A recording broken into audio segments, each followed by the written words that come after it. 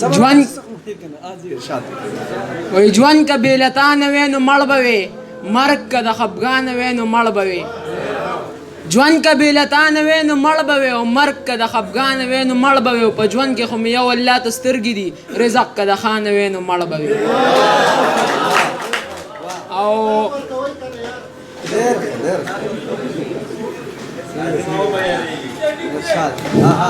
وای بیا د لیونۍ نه خفه شوی یم بیا د لیونۍ نه خفه شوی یم ځکه دنیاګۍ نه خفه شوی یم ماله د وښو جونګړه نه پرېږدي خدایګو د سیلۍ نه خفه شوی یم وای بیا د لیونۍ نه خفه شوی یم ځکه دنیاګۍ نه خفه شوی یم ماله د وښو جونګړه نه پرېږدي خدایګو د سیلۍ نه خفه شوی یم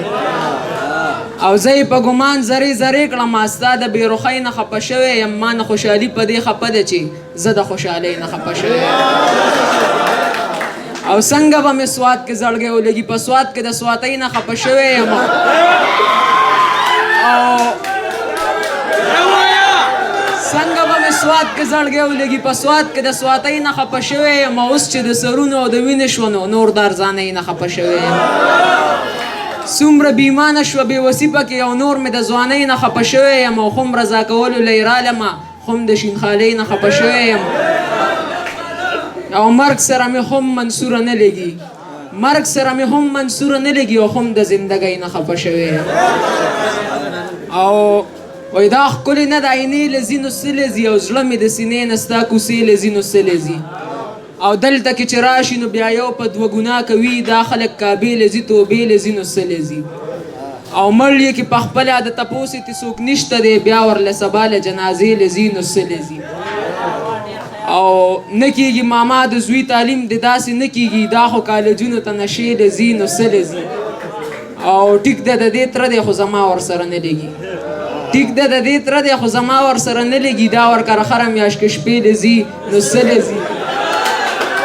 او ټیک ده د دې تره دی خو زما ورسره نه لګي دا ورکره خره میاشت کې شپې له ځي نو څلې ځي او مور یې پلار ته ووایي په دې کشره لور شکي یمه دا چې ضمیر ویني دروازې له ځي نو څلې ځي او وایي دومره غرور مه کوه ای تکبر مه کوه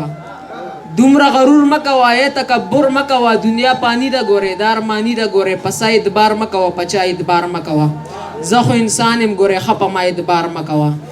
دولت طاقت مه ګڼه دا حقیقت مه ګڼه زما خبرې ګورې منافقت مه ګڼه زه ښه رښتیا وایم غلا ته بغلا وایم کنایو رمایو زه خو به دا وایم او شړل بړل سړی یم زه ډېر بدل سړی یم ښې سپینې سپینې وایم زه سم پاګل سړی یم